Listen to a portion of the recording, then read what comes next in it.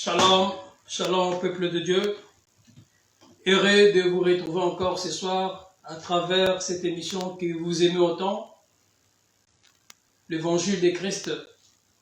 Cette émission a pour mission pour édifier le peuple de Dieu, pour augmenter la connaissance aux enfants de Dieu, les amoureux de la parole.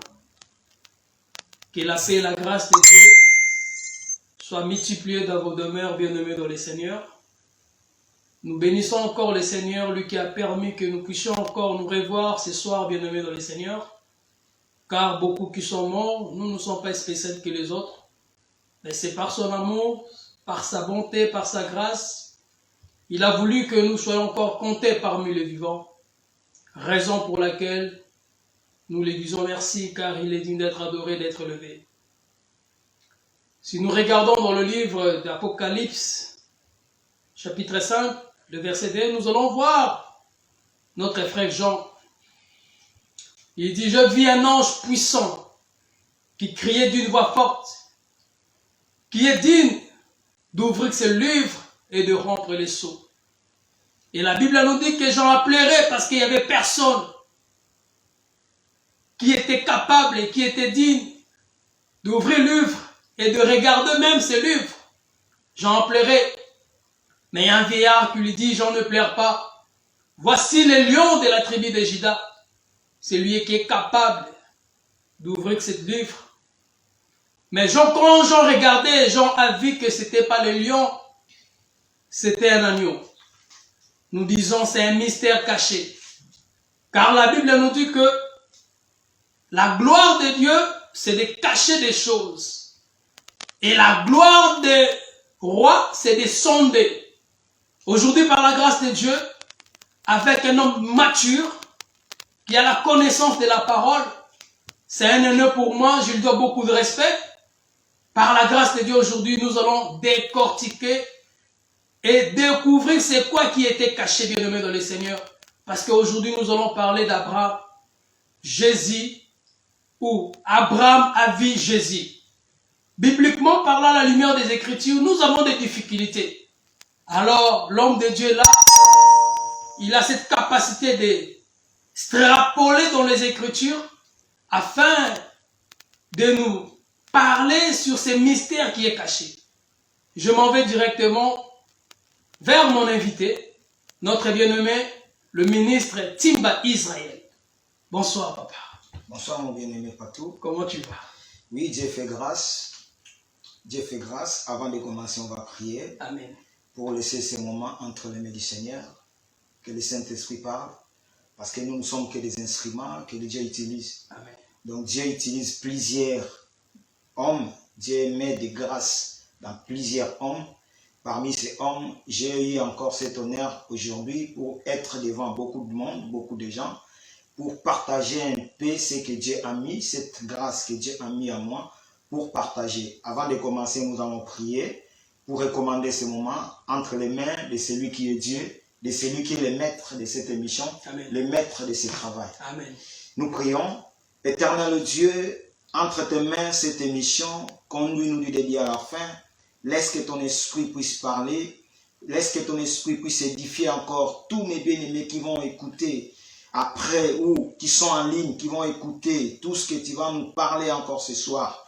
Utilise-moi encore puissamment, mets encore des paroles dans ma bouche pour que ton peuple puisse recevoir de ta part ce qui vient de toi, Jésus.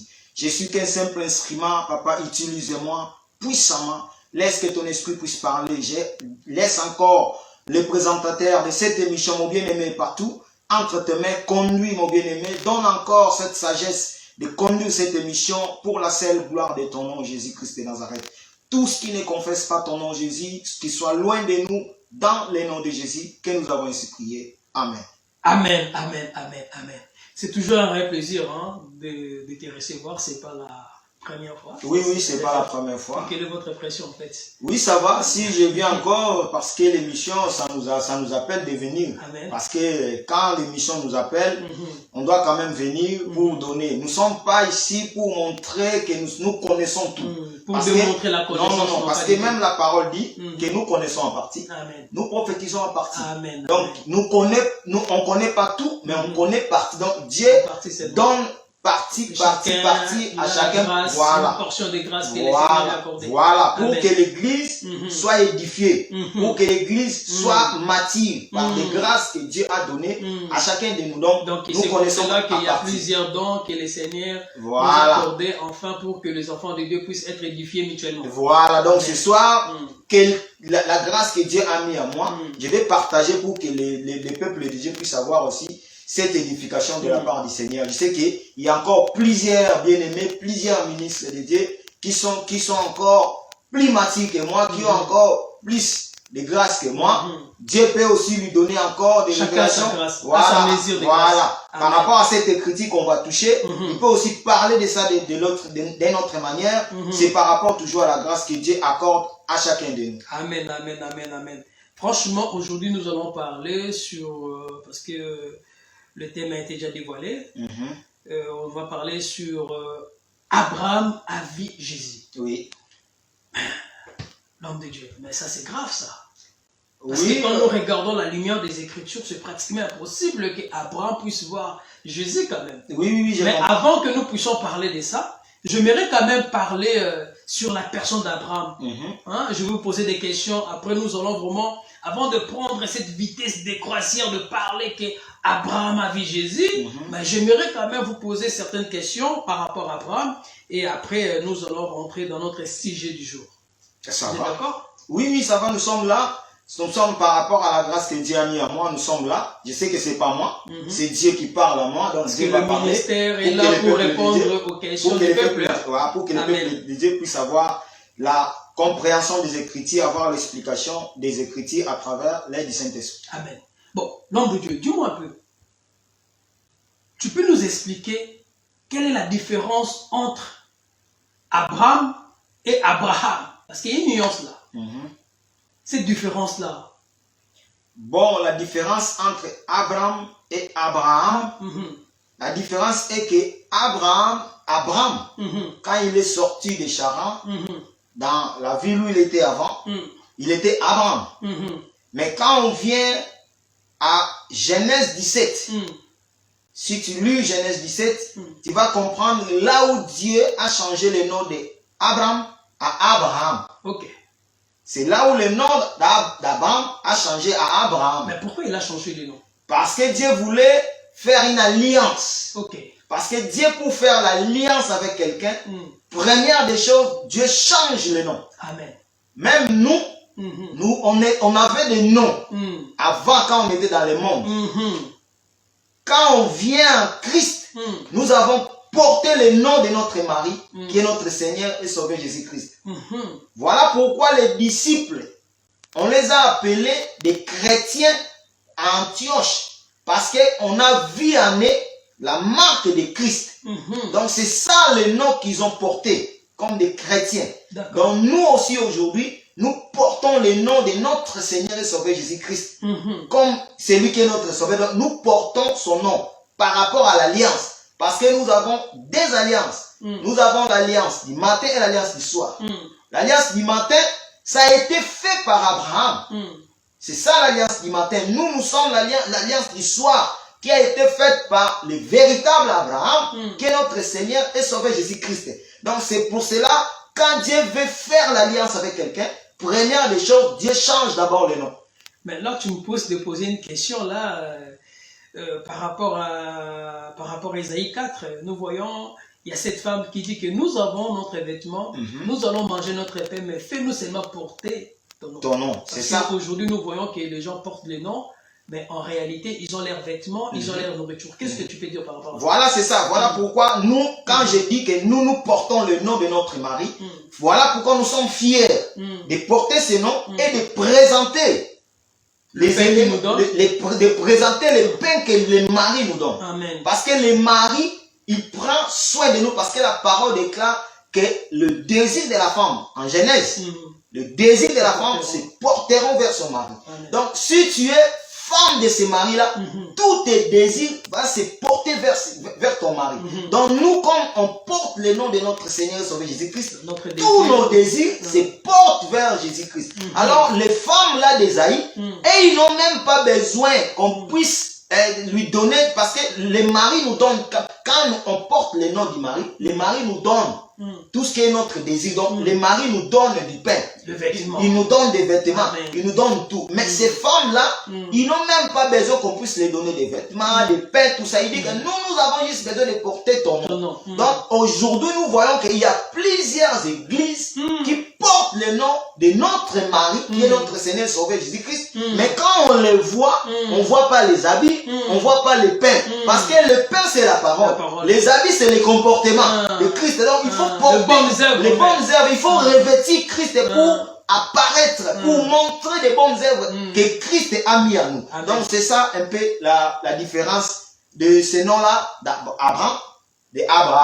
Donc, j'explique juste, mais c'est très vraiment profond. Je ne vais pas entrer parce que, vu aussi le temps, on ne peut pas toujours commencer à rester là-bas parce que le temps aussi nous presse. L'homme de Dieu, dis-moi un peu, quand tu regardes la vie d'Abraham, quelle lecture tu peux faire en regardant la vie d'Abraham? Bon, en regardant la vie d'Abraham, lecture que je veux faire, c'est Abraham, c'est un homme de la foi. Parce que quand tu lis les livres des Hébreux, c'est là où il démontre la foi d'Abraham. Que Abraham, sans savoir là où il partait, mais il partait parce que Dieu lui a appelé. Sans savoir. Aujourd'hui, il y a beaucoup de gens où ils ont entendu la voix, ils ont écouté la voix du Seigneur, mais ils ne veulent pas venir au Seigneur parce que ils ne savent pas comment ils vont venir. Ils ont un peu de doute par rapport à l'appel. Parce que Dieu appelle de plusieurs manières, mais il y a beaucoup qui ne comprennent pas vraiment est-ce que Dieu m'a appelé ou il ne m'a pas appelé. Voilà pourquoi Abraham, quand Dieu l'a appelé, il a mis la foi d'abord. Il dit que je ne sais pas là où je vais, mais je vais quand même suivre ce Dieu-là qui m'appelle. Nous aussi aujourd'hui, nous ne connaissons pas les chemins qui mènent vers l'éternité. Mais c'est lui qui nous a appelés. Par la foi, nous savons qu'il est notre Rédempteur, il est notre Sauveur. Voilà pourquoi nous le suivons. Voilà pourquoi la parole déclare, sans la foi, personne n'est agréable à Dieu. Donc nous, aujourd'hui, si nous croyons au Seigneur et Sauveur Jésus-Christ, parce que Dieu nous a donné la foi, parce que parmi les 9 dons, il y a aussi le don de la foi. Donc, pour être un enfant de Dieu, Dieu va te doter d'abord ces dons-là de foi. Parce que il faut que tu puisses avoir la foi pour que tu puisses suivre bien le Seigneur. Si tu n'as pas la foi, tu ne peux pas suivre. C'est parce que par rapport à notre parcours, à notre marche, il y a plusieurs étapes où nous allons passer. Il y a plusieurs combats. Il y a plusieurs tribulations qui vont venir dans nos vies. Alors, si nous n'avons pas la foi, nous allons vite abandonner. Voilà pourquoi la parole dit, dans les derniers temps, il y a beaucoup qui vont abandonner la foi pour aller s'attacher à des doctrines des démons, à des doctrines de séducteurs. Voilà, donc c'est la foi. Donc nous, aujourd'hui, si nous sommes agréés devant Dieu, par rapport à la foi. Ok, donc si nous comprenons, en fait, la foi, ce n'est pas une faculté qui vient de l'homme, mais qui vient de Dieu. C'est Dieu, c'est parmi les 9 dons. C'est Dieu qui accorde la foi. C'est Dieu. Dieu, quand t'appelle, Dieu te donne d'abord la foi pour que tu puisses bien le suivre. D'accord. Ok. L'homme de Dieu, dis-moi un peu. Nous disons dans cet évangile qu'on ne peut pas écouter la voix d'une femme. Tu es d'accord avec moi? Oui. Mais nous allons voir Abraham a écouté la voix de Sarah pour faire un enfant avec la servante de Sarah qui est Agar. Ça signifie quoi en fait? Dans la révélation, qu'est-ce que ça signifie? Parce que... Bon. Ici, c'est Genèse 16, si je ne me trompe pas, c'est ça qui parle de cette histoire de Sarah qui donne à Agar à Abraham. Mais quand on voit Abraham qui écoute la voix de Sarah pour aller vers Agar, on comprend parce que la parole déclare le corps de l'homme, c'est sa femme. le corps de l'homme, c'est sa femme. En réalité... Donc la chair, c'est la femme. Oui, en réalité, l'homme n'a pas de corps. Son corps est sa femme. Alors, la femme est un être faible. Donc la femme, c'est l'être faible. Donc si tu écoutes ta femme, c'est que tu écoutes ta chair. Alors tu vas tomber, la faiblesse. Alors quand Abraham écoute Sarai, parce que là, Abraham, il était Abraham. Il n'était pas d'abord Abraham, il était Abraham. Sarai n'était pas Sarai, il était Sarai. Alors quand Abraham écoute Sarai, Abraham écoute sa faiblesse. Quand il écoute sa faiblesse, il écoute sa chair. Donc il doit tomber. Voilà pourquoi Abraham a tombé et il a écouté la voix d'Agar. Il a écouté la voix de Sarai pour aller vers Agar. Voilà, pour aller vers Agar. Donc, il a écouté sa chair. Donc, si tu écoutes aujourd'hui, nous les enfants de Dieu, notre chair, c'est notre femme. Donc, si nous écoutons notre chair, nous allons tomber. Voilà pourquoi la parole dit que la chair est faible, mais l'esprit est bien disposé. Amen. Donc, il faut être disposé par l'esprit pour ne pas tomber dans la chair, pour ne pas écouter ta chair, pour que tu puisses être tombé. Amen. Donc, il faut se méfier d'écouter ta chair. Quand on dit la chair ici, c'est notre chair, premièrement, et puis nous avons aussi la femme comme notre chair. Donc, il y a beaucoup de gens aujourd'hui aussi, il fait beaucoup des erreurs, parce qu'il écoute souvent leur chair, qui est la femme. Donc, quand tu écoutes plus ta femme, ça risque de t'amener à tomber. Ok, d'accord, ça va. Ça risque de t'amener à tomber. Donc, il faut faire très attention. Parce qu'il faut toujours écouter l'homme. L'homme, c'est l'esprit. Quand tu écoutes l'homme, c'est que tu écoutes l'esprit. Alors là, ton esprit est bien disposé. La chair, ça sera toujours la chair. Ça restera toujours faible. Alors, tu vas dominer la chair. Tu vas assujettir la chair. C'est qui est ta femme. Amen, amen, amen. Ça, c'est merveilleux, ça. Mais nous voyons à la mort de Sarah, Abraham achète une terre au peuple éthien, si je ne me trompe pas. Et Abraham va faire un mouvement là. J'aimerais bien que tu puisses nous expliquer le mouvement là qu'Abraham est en train de faire, de se prosterner 2 fois pour remercier le peuple là qui a accordé qu'Abraham puisse acheter la terre. Bon, ici, ce que nous devons comprendre, et ça se trouve, je pense dans Genèse 23, c'est que nous devons comprendre ici que Abraham qui achète une terre pour sépulture, c'est le champ de Macpéla. C'est le champ de Macpéla. Voilà. Abraham, il fait un mouvement, parce qu'on ne va pas ignorer que Abraham, c'est un prophète. C'est un prophète, bien sûr. C'est un prophète. Il a prophétisé.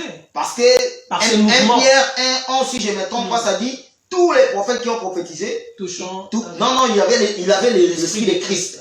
Donc Abraham, il avait l'esprit de Christ. Bien sûr. Donc il faisait des mouvements comme un prophète. Quand Abraham achète une terre, il se prosterne 2 fois pour une seule terre. Il paye un prix une fois et il prosterne 2 fois. Il ne faut pas oublier quand Abraham il fait ce mouvement, il fait ça par révélation. Amen. Parce que la révélation de se prosterner 2 fois, c'est qu'Abraham achète une terre pour une des femmes.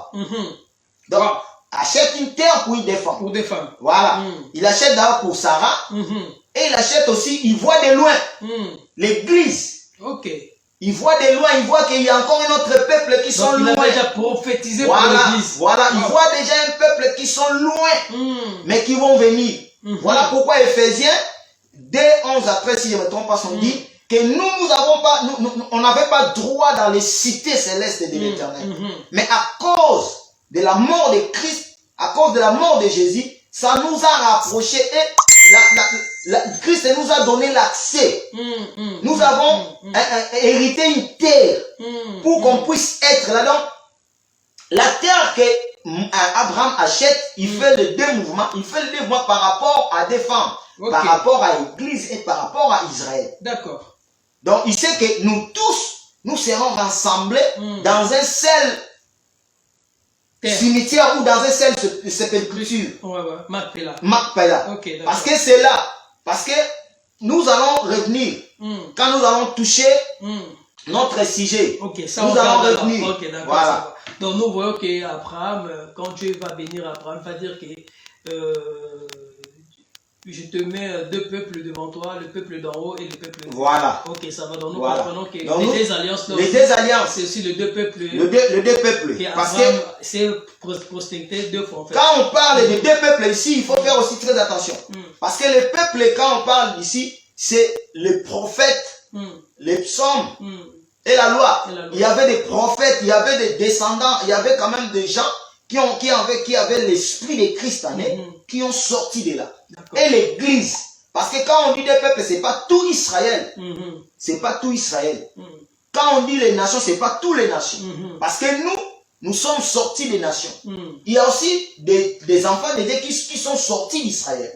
Alors, c'est les deux peuples-là qui ont formé un seul corps qu'on appelle le corps de Jésus. Le corps de Jésus. C'est les deux femmes-là qu'on forme un corps. Parce que c'est nous sommes le corps, l'église, c'est lui la tête. Donc c'est les deux corps-là, les deux peuples-là qui forment un corps qu'on appelle Jésus et c'est lui-même la tête. C'est merveilleux ça, c'est merveilleux. Je veux savoir, quelle est la différence entre les dons qu'Abraham a fait aux enfants de ses concubines et l'héritage donné par Isaac, pardon. Voilà. Parce qu'il a fait des dons, hein? Oui, il a fait des dons. Il a fait des dons aux enfants de ses concubines, aux enfants de Ketura. Mais il a donné les richesses à Isaac parce que il a chassé tous ces enfants-là loin de la face d'Isaac parce qu'ils ne pouvaient pas hériter avec Isaac. Ici, nous allons toucher l'héritage que Isaac, les enfants de ses concubines ne peuvent pas hériter, c'est pas les maisons, c'est pas de l'argent. Parce que dans l'Ancien Testament, la richesse c'était de bœufs, des ânes, des champs de vignes, des champs de blé. C'était pas ça. L'héritage que ces enfants-là, ils ne pouvaient pas hériter avec Isaac, c'est l'héritage d'en haut. C'est le royaume des cieux. D'accord. Que ces peuples-là ne pouvaient pas hériter avec Isaac. Mais si tu vois physiquement, ils étaient bénis. Bien sûr, parce qu'ils avaient... Ils étaient bénis parce que Abraham lui-même, il les a donné les dons. Donc, il a donné quand même aux enfants de ses concubines. Abraham a donné, mais pour hériter les royaumes, c'est ça qui est le problème. Ici, dans la terre, nous voyons qu'on peut hériter tout sur la terre. Mais pour hériter les royaumes, il faut être descendant d'Abraham. Il faut être descendant d'Isaac pour hériter les royaumes. Parce que ce n'est pas tout le monde qui hérite les royaumes. Donc, tu peux tout avoir sur la terre. Mais pour hériter les royaumes, il faut être descendant d'Isaac. Il faut être descendant d'Abraham pour hériter les royaumes. Donc, c'est ça la différence de donner des dons et de donner l'héritage à Isaac. Mais nous voyons en fait à la mort d'Abraham, il y a eu Ismaël, Isaac. Où sont-ils partis les enfants de Ketura, tout ça? Pourquoi ils ne sont pas venus au deuil de leur père? Ici, il faut connaître que Dieu est Dieu. Dieu a dit dans sa parole qu'il a fait des vases d'honneur et des vases vides. C'est lui-même Dieu. Donc ici on peut considérer les enfants de Ketura et des concubines comme si des vases vides. Donc quand le père les rejette, les pousse loin, en réalité le père les abandonne. Donc il voit qu'il n'a pas d'importance à ses yeux. Parce que s'ils avaient l'importance à ses yeux, ils pouvaient les garder. Quand il les pousse loin d'Isaac, c'est qu'il n'avait pas l'importance à ses yeux. Quand Abraham meurt, c'est dans Genèse 25, quand Abraham meurt, on voit Isaac et Ismaël qui vient enterrer Abraham. Mais Abraham, il avait quand même aussi d'autres enfants. C'est là où il nous amène, là où je viens de parler, que nous avons un descendant qui sort parce que Ismaël, c'est Mont Sinaï, de la femme de l'esclave. Et Isaac, c'est de la femme libre. Alors, en Israël, il y a quand même des prophètes qui ont sorti. Alors, ce sont des enfants de Dieu. Alors, en Isaac aussi, il y a des prophètes qui ont sorti. Donc, nous avons des prophètes qui ont sorti de la femme libre et nous avons des prophètes qui ont sorti d'Israël comme de Mont Sinaï. Alors, ces deux peuples-là, c'est ça qui forme. C'est parce que à l'enterrement du père, c'est Isaac et Ismaël. Or, la parole dit, là où il y a les corps, c'est là où s'assemblent les aigles. Je pense dans Matthieu 24, 28. Donc, là où il y a les corps, c'est là où s'assemblent les aigles. Donc, il faut que les aigles s'assemblent. Alors, si tu n'es pas aigle, tu ne peux pas être là où il y a les corps. Or, le vrai corps, c'est notre Seigneur et Sauveur Jésus-Christ. C'est lui le corps. Alors, les aigles qui s'assemblent autour du corps, c'est les descendants des deux peuples-là. Alors, les descendants des deux peuples-là, ce sont aujourd'hui l'Église. Parce que les David, les Moïse, les Élie, tout ça, aujourd'hui, sont dans l'Église et les nations. Donc, ce sont les deux peuples qui forment les aigles qui sont tout autour du corps. Donc, c'est ça, c'est nous qui sont tout autour du corps pour manger ou enterrer notre père qui est Abraham. Amen. Donc, j'ai fait un peu monter et puis je descends un peu. Donc, je sais que c'est des questions, je prends un peu de gauche à droite. De rentrer vraiment à la profondeur. On est talonné par le temps ici. Vu que le temps, donc je donne juste des grandes lignes, des petites précisions pour que le peuple de Dieu puisse avoir déjà l'image de ces passages-là. Bien aimé, partagez la vidéo, n'hésitez pas, appelle le voisin, le parent, tout ça. Et nous allons bénéficier de ces moments maintenant. L'homme de Dieu, ministre de la parole. Nous savons que tu as la maîtrise des Écritures. Mais le thème que Dieu a choisi là, c'est terrible, hein? Parle-nous un peu de cette grande révélation qu'Abraham a vu Jésus. Ça, c'est la folie, ça.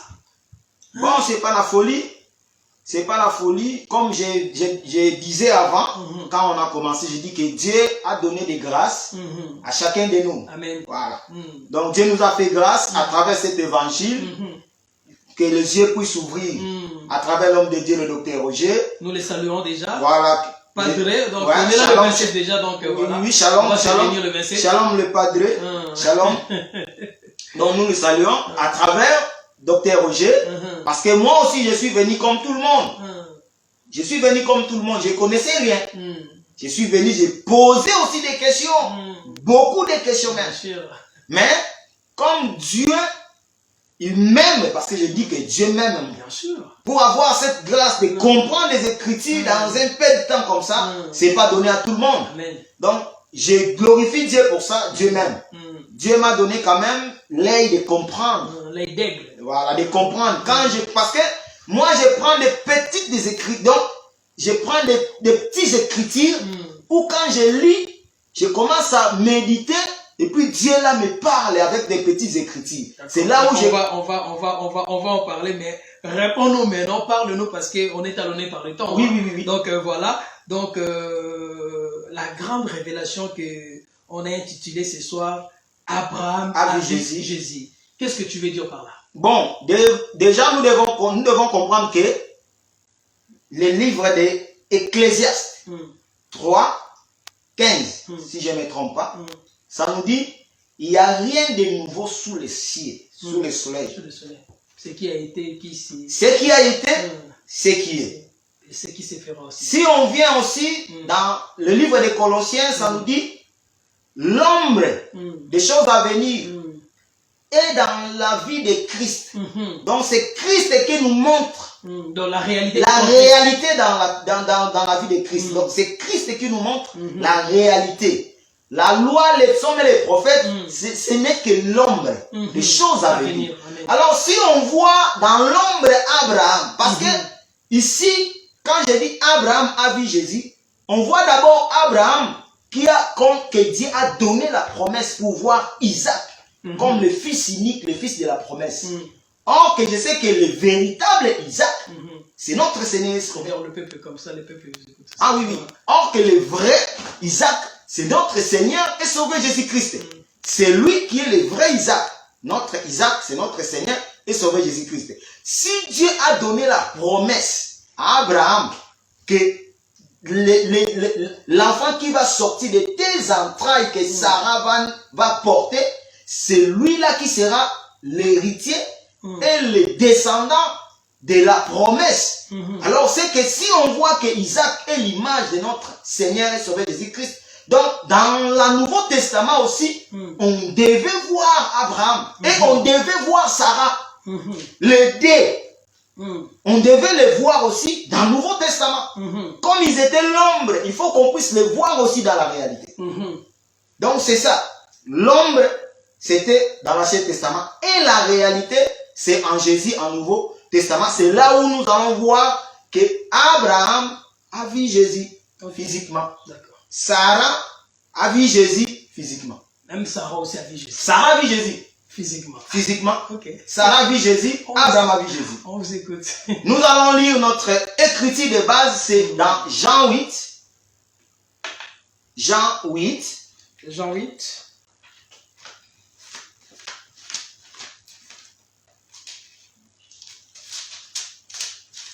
Jean 8, le verset.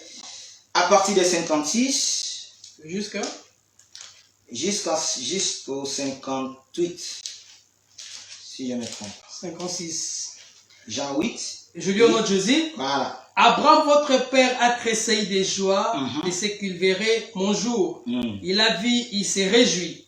Les Juifs lui dirent, tu n'as pas encore 50 ans et tu as vu Abraham. Jésus leur dit, en vérité, je vous le dis, avant que Abraham fît, je suis.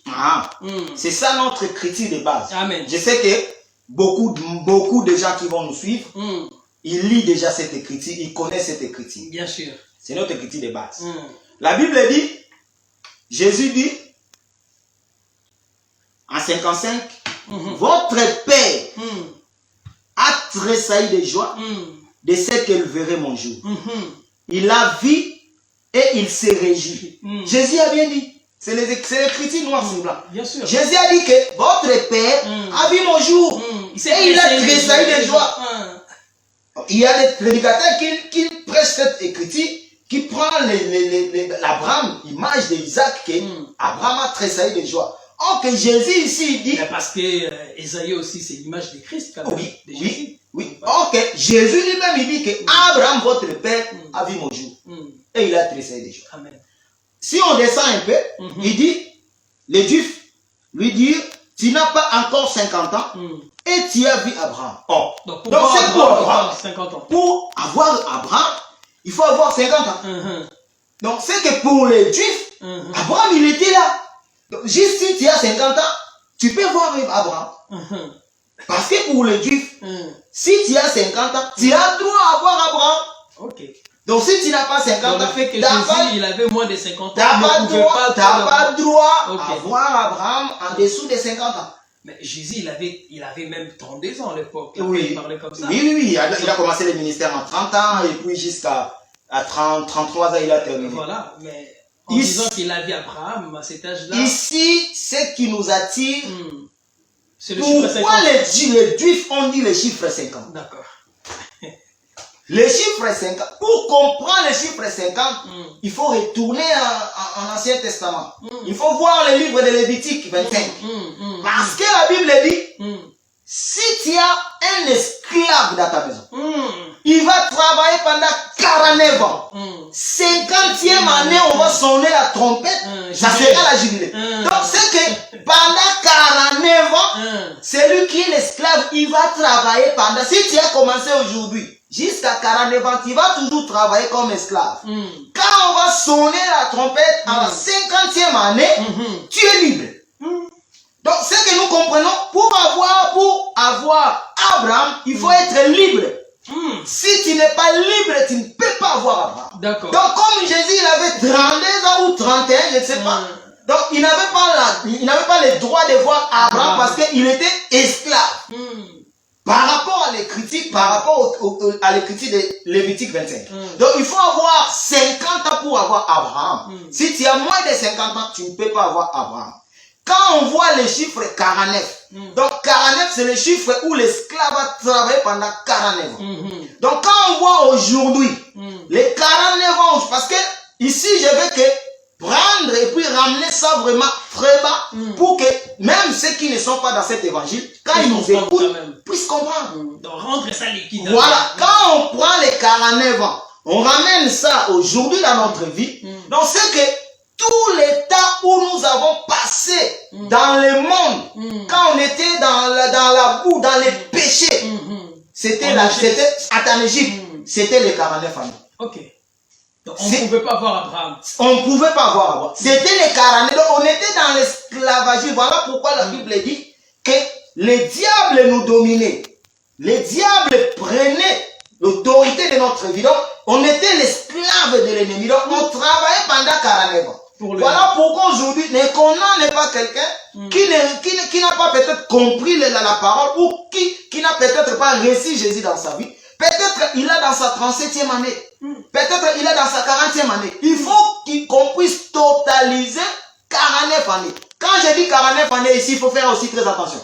Parce que nous avons des sœurs qui ont 16 ans. Nous avons des sœurs qui ont 10 ans, 18 ans. Nous avons des sœurs qui ont 25 ans, qui ont crié déjà l'évangile. Voilà, donc quand je dis ici, je dis en parabole, il faut que je puisse m'expliquer. Bien sûr. Donc quand je dis ici 49 ans, c'est le péché adamique. Ok.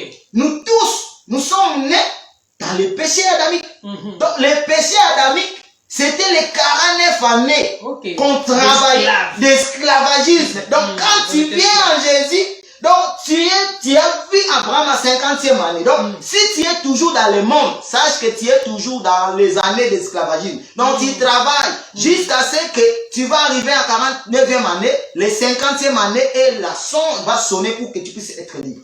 Donc aujourd'hui, nous qui ont reçu Seigneur Jésus comme Seigneur et Sauveur, nous sommes libres parce que nous avons vu Abraham. Donc nous sommes dans la liberté, nous sommes dans le jubilé. Donc ceux qui sont dans le monde, ils sont toujours dans les années d'esclavagisme, de servitude du diable, de servitude de l'ennemi.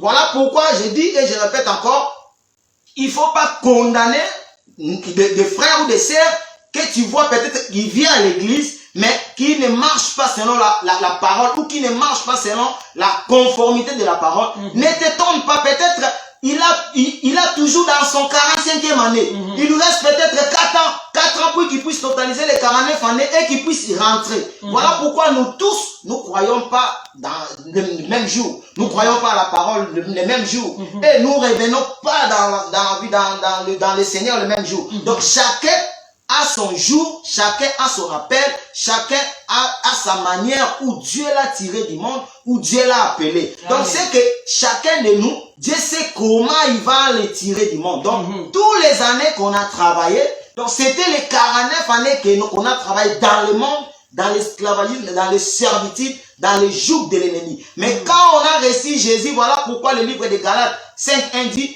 si le Christ vous a franchi, vous serez réellement libre. Donc la liberté ici, c'est le 50e jour. Donc on a droit à voir Abraham. Parce que Abraham, c'est lui la liberté.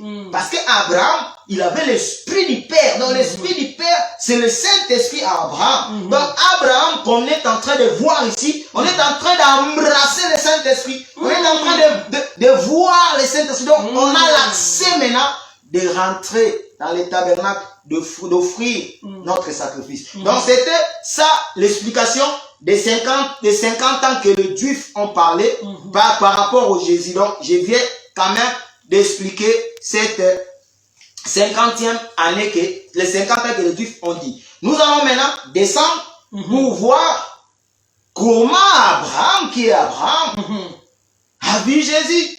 Comme je viens de parler. Si dans l'Ancien Testament, qui est l'ombre, on voit Abraham qui est tressailli de joie quand il a vu Isaac, c'est que dans le Nouveau Testament, on voit aussi Abraham qui est tressailli de joie.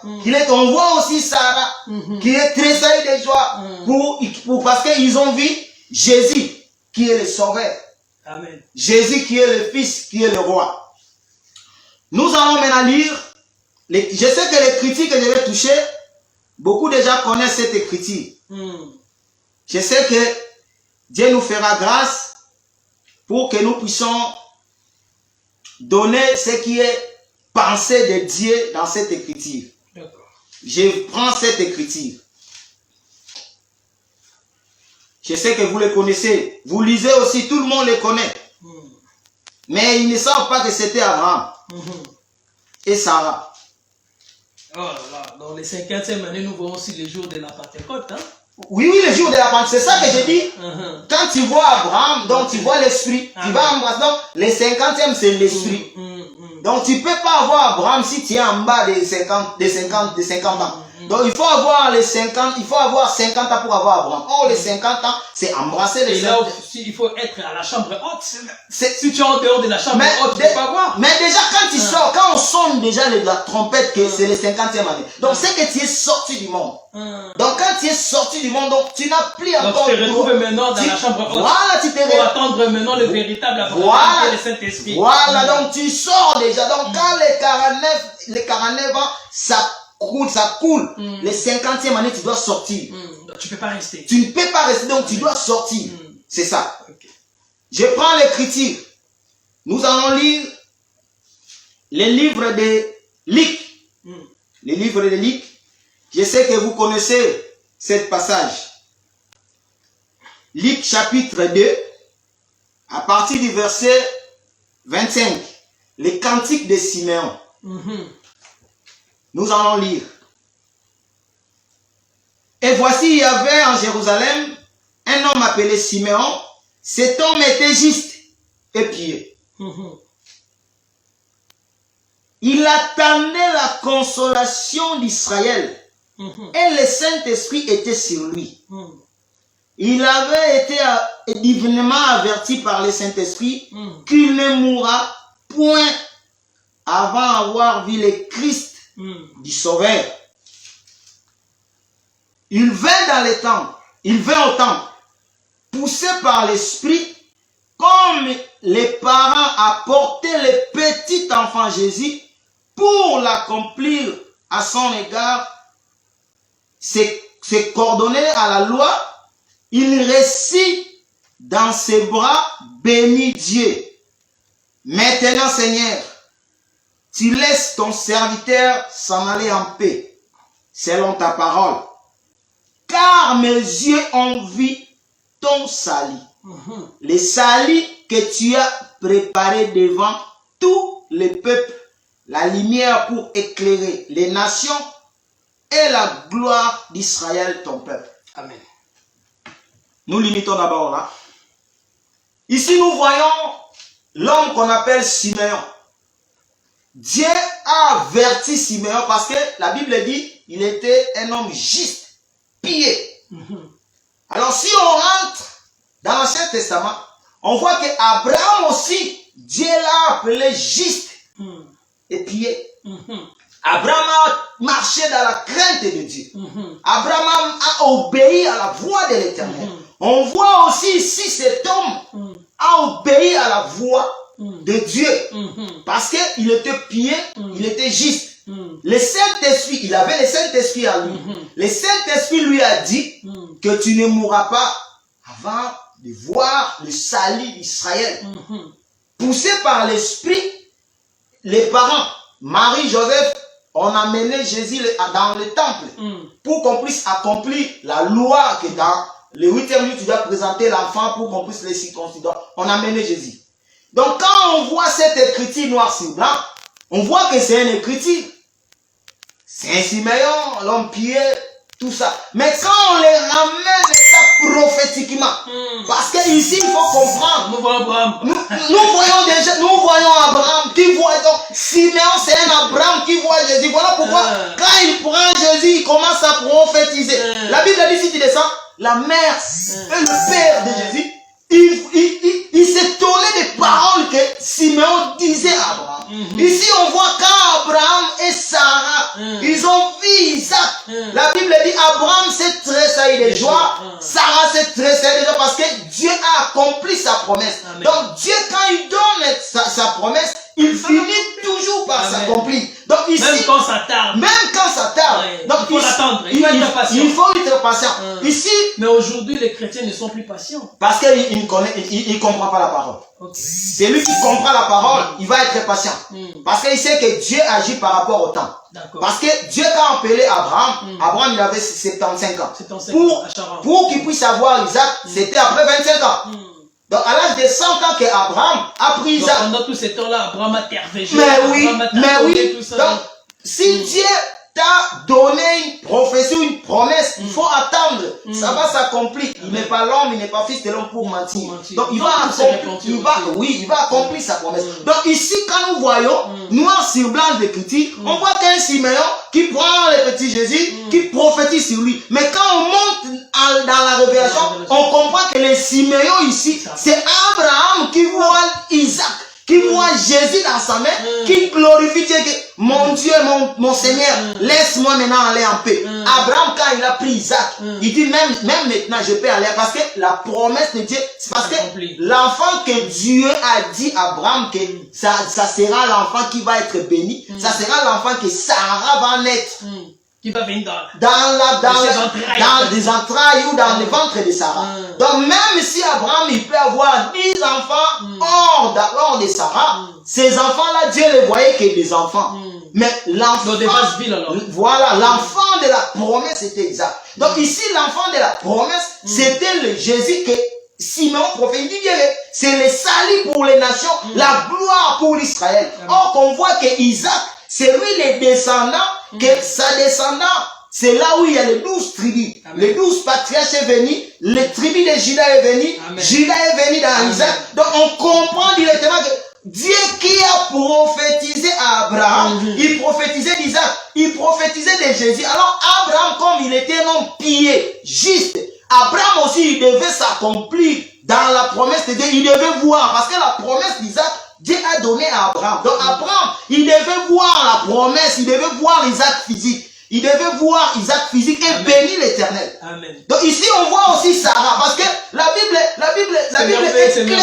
La Bible est claire. Donc on va descendre, on va voir aussi l'histoire de Anne le prophète.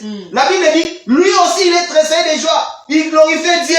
En voyant l'enfant, on voit Sarah.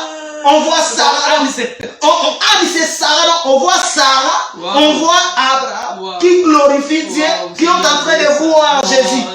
Donc pour voir cette critique comme ça, il faut que Dieu puisse ouvrir les yeux, que Dieu puisse te faire grâce, pour comprendre que Simeon et le prophète Anne, c'est Abraham et Sarah qui bénit Dieu d'avoir le fils qui est Isaac, l'accomplissement de la promesse. Donc c'est ça.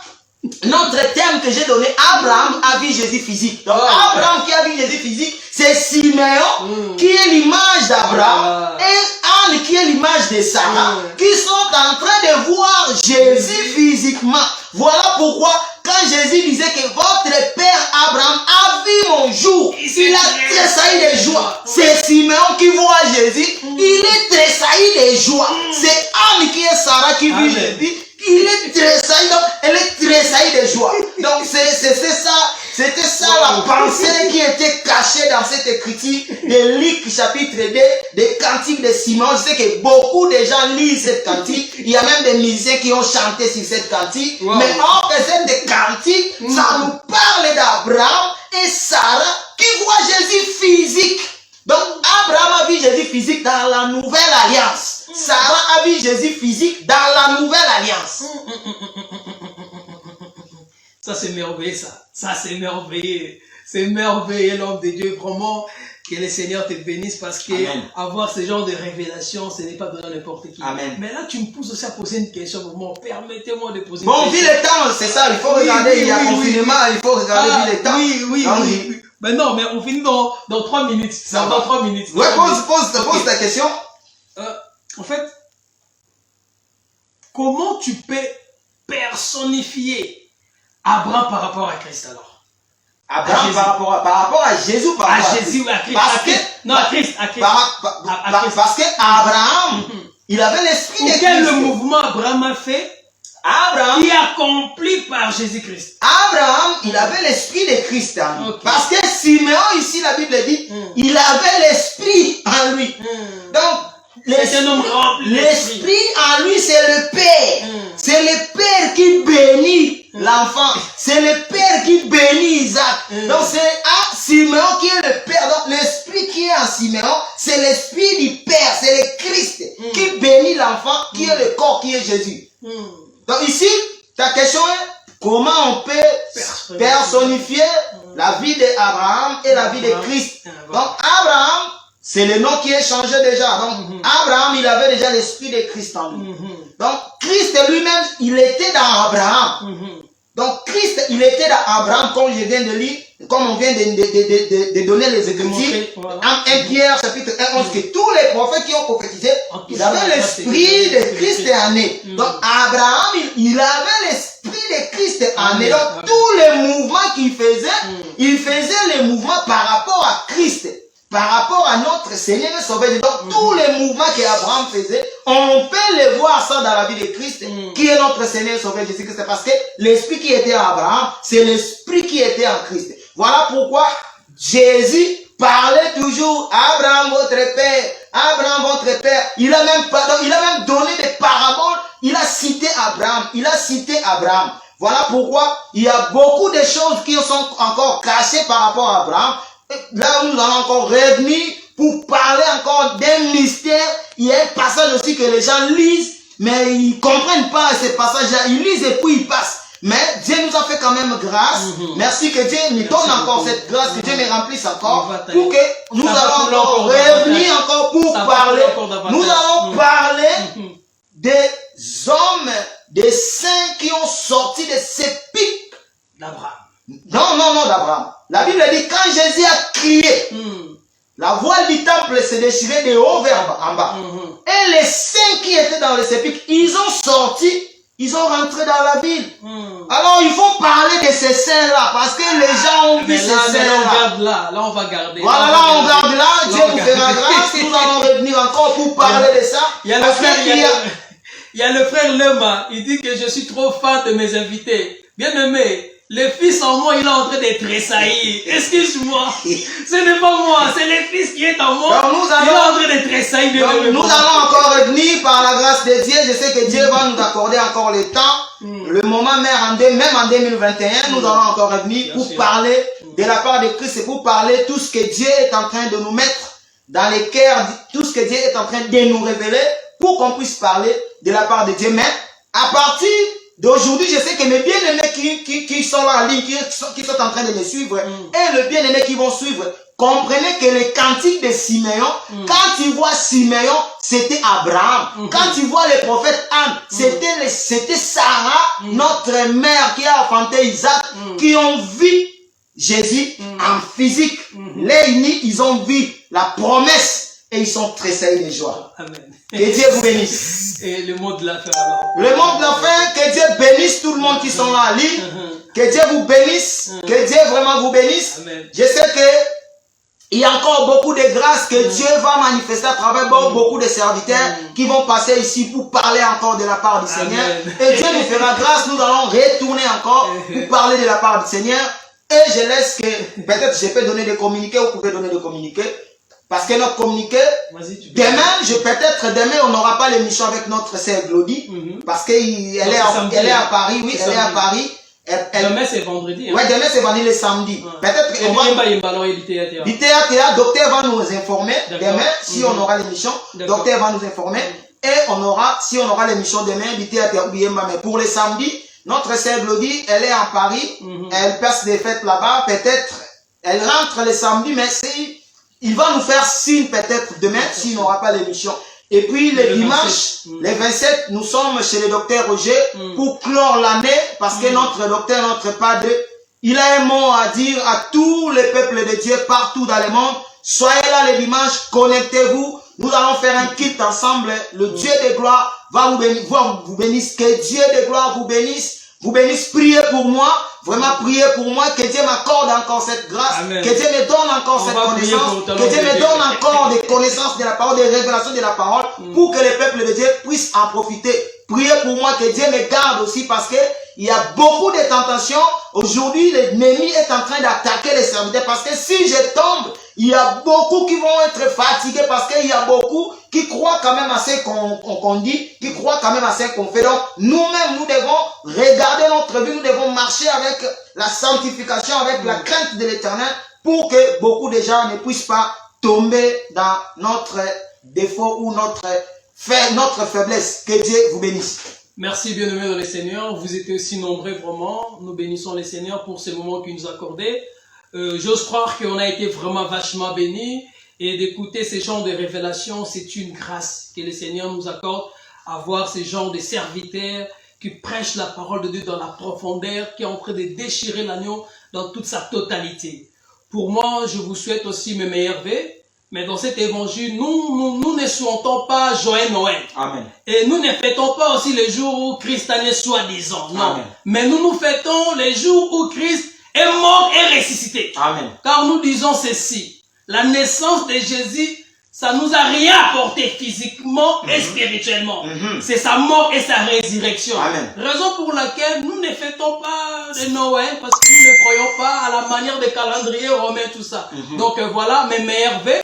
Mais nous disons aussi que nous avons seulement une année de grâce. Amen. Mais par rapport à la calendrier romain, on devait quand même respecter et vous souhaiter de Bonne meilleurs année. vœux, bonne Meilleure année, vœux. tout ça. Et puis voilà, le 27, on est là. Soyez branchés vers 18h avec notre padre, le docteur Roger Bouleli, un homme que le Seigneur a béni abondamment, un homme qui est en train d'encadrer, de former, de futurs ministres.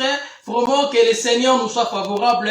Et bonne soirée, que la paix, la grâce de Dieu soit vous accordée, que la grâce de Dieu demeure dans votre maison. Nous bénissons le Seigneur pour ce moment.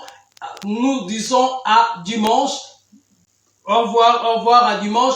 Nous serons là à 18h avec notre padre, le docteur Roger Bouleli. Allez, ciao. Et ne manquez pas le dimanche aussi notre bien-aimé de Paris, qu'il c'est à 11h, à 14h, soyez là. Soyez là vraiment, nos bien-aimés de Paris, soyez là. Priez avec nos bien-aimés. Là, dans les avenues, c'est 3 rues d'Anton, Villeneuve, Saint-Georges. Là aussi, on parle de cet évangile, on explique aussi cet évangile. Soyez là, Dieu ne manquera pas de vous bénir. Merci.